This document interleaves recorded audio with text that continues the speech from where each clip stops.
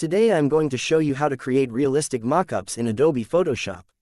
First, open your Object Selection tool from the toolbar. Under the mode, select Lasso, and create a loose selection around the can. Press Ctrl J to cut the subject from its background. Double-click on this, and rename it Middle Can. Open your Rectangle tool from the toolbar, and draw a rectangle. Click the Fill color, and choose any color. Then close Properties. Right-click and convert it to Smart Object, and then decrease the opacity. Press Ctrl T to free transform. Then adjust the position. Click and drag outside the shape to rotate it. Right-click and choose Warp. Click the gear icon at the top. Select Always Show Guides. I'll increase the density to 4. Now use these handles to distort the shape and match it to your can.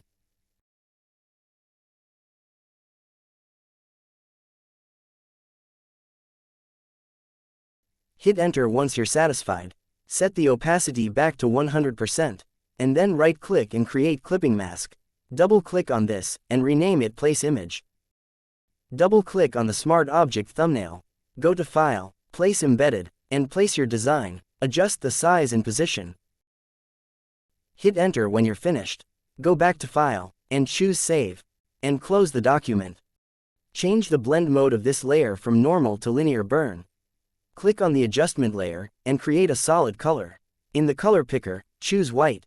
Then click OK. Then right-click and create Clipping Mask, and change the blend mode of this layer from normal to soft light. Click the FX icon and choose the blending options. Hold the Alt key to split the black slider of the underlying layer. Then click OK once you're satisfied. Double-click on this, and rename it Highlights. Select the background. Select your Quick Selection tool, and click and drag over the can to select it. To select outside, go to Select, and Inverse. Go back to Adjustment layer, and create one more solid color. Select any color for background. Then click OK. Change the blend mode to linear burn. Double-click, and rename it Background Color. Let's change the image of the can. Double-click on the Place Image layer's thumbnail. Go to File, Place Embedded, and place your second image.